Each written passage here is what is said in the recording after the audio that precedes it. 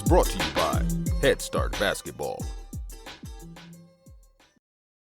Hello and welcome to the 79th edition of the Coach's Corner Roundtable on the Hoopheads podcast. Each episode of the Coach's Corner Roundtable will feature our all-star lineup of guests answering a single basketball question. A new Coach's Corner Roundtable will drop around the 15th of each month.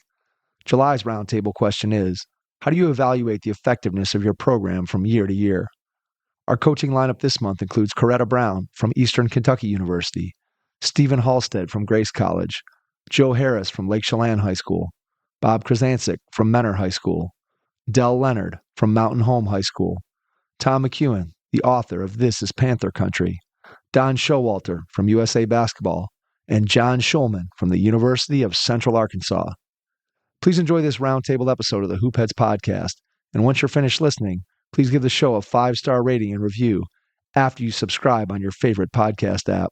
Be sure to follow us on Twitter and Instagram at HoopheadsPod for the latest updates on episodes, guests, and events from the Hoopheads Pod. Hey Hoopheads, Dr. Dish's 4th of July sale is here. From now until July 31st, 2025, you can save up to $4,000 on the top shooting machines chosen and trusted by thousands of coaches across the United States. Secure your Dr. Dish CT Plus, All-Star Plus, or Rebel Plus while supplies last. Learn more at drdishbasketball.com and follow their incredible content at Dr. Dish B-Ball on Twitter, Instagram, Facebook, and YouTube. Mention the Hoopheads podcast and save an extra $300 on the Dr. Dish Rebel, All-Star, and CT models. Those are some great deals, Hoopheads. Get your Dr. Dish shooting machine today. Hi, this is Jack Leisure, head basketball coach at McQuaid Jesuit High School and director of Jack Leisure Shooting and Skills Camp. And you're listening to the Hoopheads podcast. Coaches, you've got a game plan for your team, but do you have one for your money? That's where Wealth for Coaches comes in. Each week, we'll deliver simple, no-fluff financial tips made just for coaches. Whether you're getting paid for camps, training sessions, or a full season, Wealth for Coaches helps you track it, save it, and grow it. It's time to stop guessing and start building. Subscribe now at wealthforcoaches.beehive.com/subscribe and follow us on Twitter at Wealth for Coaches for daily money wins. Your money needs a coach. Start with Wealth for Coaches. Let's hear from our panel about how they evaluate the effectiveness of their program from year to year. Coretta Brown from Eastern Kentucky University.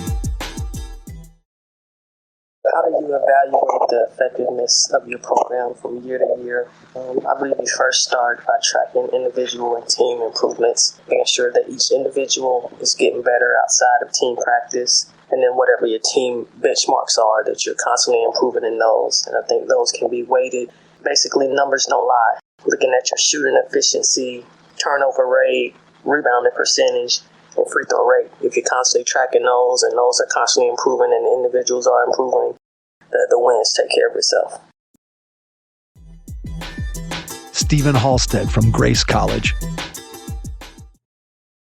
Hey Mike, this is Stephen Halstead from Grace College, here for the Hoopheads Roundtable number 79. And the question this month was, how do you evaluate the effectiveness of your program from year to year?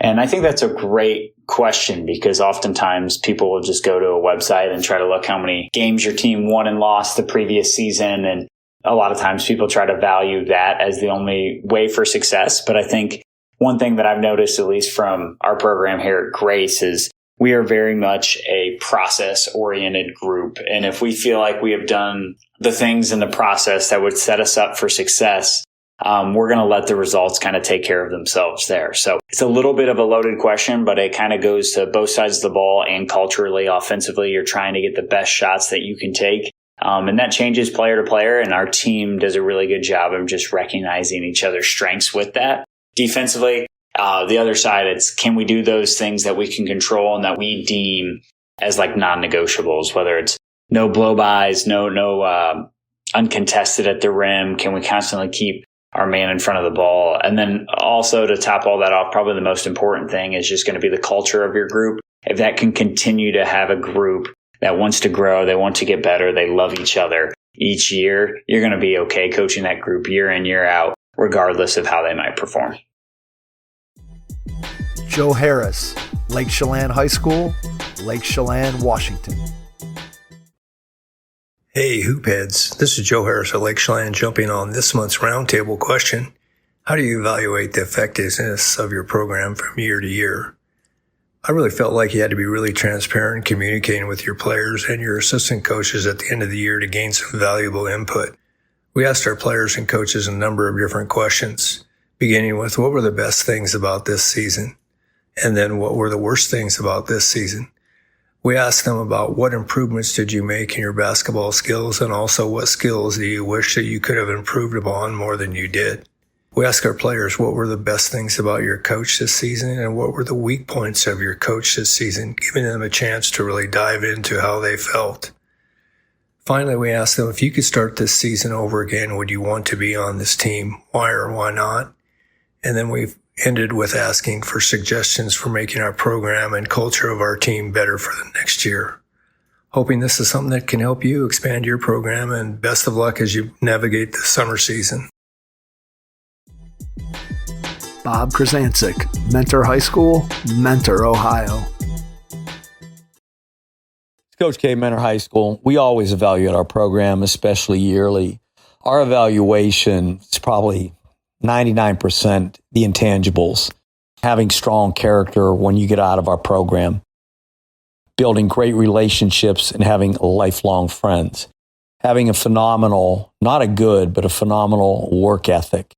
We definitely believe our most important job is to get our players ready to kick butt in life and to be highly successful and hopefully play at the next level. We currently have 7 players playing at the collegiate level, which I think is absolutely great for a program. But having our kids succeed in life is definitely the best evaluation for our program. Best of luck. Dell Leonard, Mountain Home High School, Mountain Home, Arkansas. Dell Leonard, Mountain Home, Arkansas. How do we evaluate the effectiveness of our program from year to year? I think for us, it starts with academics. We stress that. I think it's very important. We've never had a player play in the WNBA or be able to support herself as far as a career, making money, playing basketball. Hopefully one day we will. But for now, it's individually being the best you can be academically, trying to prepare young ladies for college and the real world, but also academically as a team. One of our goals is try to win a state championship academically. They do have that in Arkansas, and that's a big deal, and we've been fortunate to win it a few times. Then you go into player development. You look at each individual, and where were they when we started, and where are they when we ended the year, and did they improve not just athletically or skill-wise on the basketball court, but did they, again, improve in the classroom? And then they develop and mature as they grow older. Team goals, we try not to make them too complex or unrealistic. We keep them simple but challenging. One of the ones we have every year is just make the playoffs and get there and see what happens. Don't like to set a number on certain wins or things like that, because once you reach that goal, then where do you go? But then you just look at things overall in our program. Did we give back to the community? Every year we're involved with the Make-A-Wish Foundation during Christmas and Toys for Tots.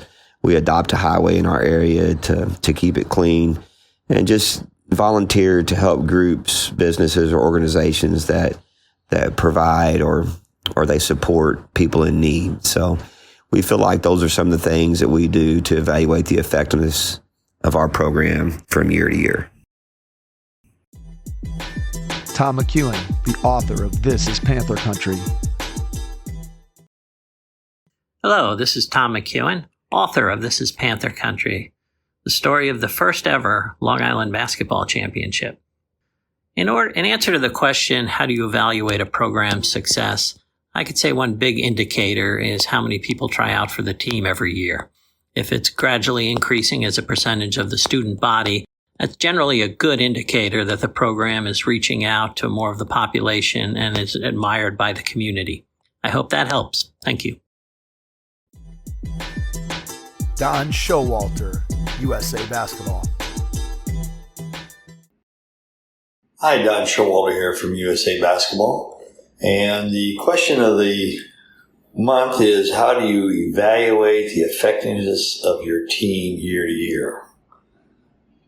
That's kind of a difficult question, but first of all, I would say that you don't evaluate your program until 10 or 15 years down the road, when your players are out of high school, they're kind of on their own. What kind of young men and young women do they become? I think that's the first thing you can do to evaluate your program. I think that's really important. Secondly, just from year to year, if you evaluate your program by wins and losses, that's kind of vain in the aspect of that. Sometimes you can have a really good coaching year and have a 500 or less record. So I think the effectiveness of your program is more from the culture standpoint. How do your kids respond? How do they behave? How do they like basketball? I think those are all things that you can do. And one of the things we've always done is we give a questionnaire at the end of the season for the players, especially the seniors.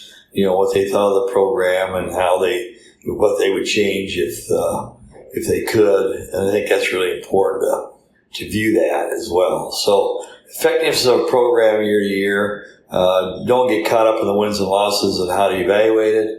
Secondly, the real effectiveness comes 10 or 15 years down the road when those kids are out and become young men and young women. And then year to year, evaluate it based on your culture and really how much fun probably you had as well as the kids. Thank you. John Shulman from the University of Central Arkansas. This is John Shulman, head basketball coach at the University of Central Arkansas, and this month's question is a tough one. How do you evaluate the effectiveness of your program? It's a good question, Mike. I don't know the answer. It used to be winning. It used to be whether kids came back to your program, and that's when you knew you were effective. I think it's probably different in high school and college. Were we effective this past year? Not in winning and losing. Were we effective in changing culture? Yes. Were we effective in helping two young men make a lot of money, but they left our program? Does that mean that we did a bad job or a good job? I don't know. I would say that you better... I don't think there is such a tool that is a one-size-fit-all type deal. We came out here to change the program out here at the University of Central Arkansas, and were we effective at doing it? To a point, yes. We have changed standards. We have changed culture. We have changed expectations. Did we win our first year? No. We did take a step forward and get to the ASUN tournament, and we won a game in the ASUN tournament. Did we keep all of our players? No. Is that normal? Yes. So I think it's really hard to be able to evaluate year by year how effective your program is and what it's doing. Did our kids got better? Our kids enjoyed the process. So is that effective? I guess. But at Huntsville, we had standards, and our standards were, just to be honest, go to the NCAA tournament. Our standards were to play in the championship game of the GSC tournament. Our standards were to win the regular season. That was the expectation. And we came close to meeting those every year. Now, does that mean that we were successful? I don't know that. I just know that every program, I would think, is different, and your set of expectations are different. And how you evaluate that would probably be a very personal, and, you know, it's just got to be about you and what's important to you. Remember, comparison's the thief of all joy. So you can't be like everybody else. We can't. I know that. We just have to do what we do. So I know it's around. I don't even know if I answered any of the question. I know it's a hard question, but like most of Mike's questions, it does make you think.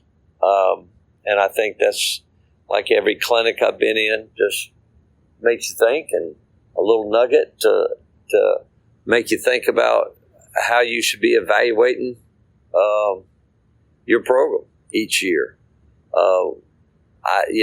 One question a while ago was setting goals. You know, I'm not a huge believer in we have to win this many games or that many games, or we have one goal and that's to cut down those nets at the end of the year. Now, if you don't, does that mean it's been a failure? At Huntsville, probably. At Central Arkansas, probably not. We're trying to get to that point. Hope this helps. Hope you have a great summer. Remember, spend time with your family and your friends, and take care of your health. As I'm getting older, your health's way more important than a basketball game, way more important than a recruit, way more important than anything you got. Take care of your health. Take care of your family. Hope you have a great year. Thanks for checking out this month's Hoopheads Podcast Roundtable. We'll be back next month with another question for our all-star lineup of coaches. Your first impression is everything when applying for a new coaching job. A professional coaching portfolio is the tool that highlights your coaching achievements and philosophies, and most of all, helps separate you and your abilities from the other applicants. The Coaching Portfolio Guide is an instructional membership-based website that helps you develop a personalized portfolio. Each section of the Portfolio Guide provides detailed instructions on how to organize your portfolio in a professional manner. The guide also provides sample documents for each section of your portfolio that you can copy, modify, and add to your personal portfolio. As a Hoopheads Pod listener, you can get your Coaching Portfolio Guide for just $25. Visit coachingportfolioguide.com/hoopheads to learn more. Thanks for listening to the Hoopheads Podcast, presented by Head Start Basketball.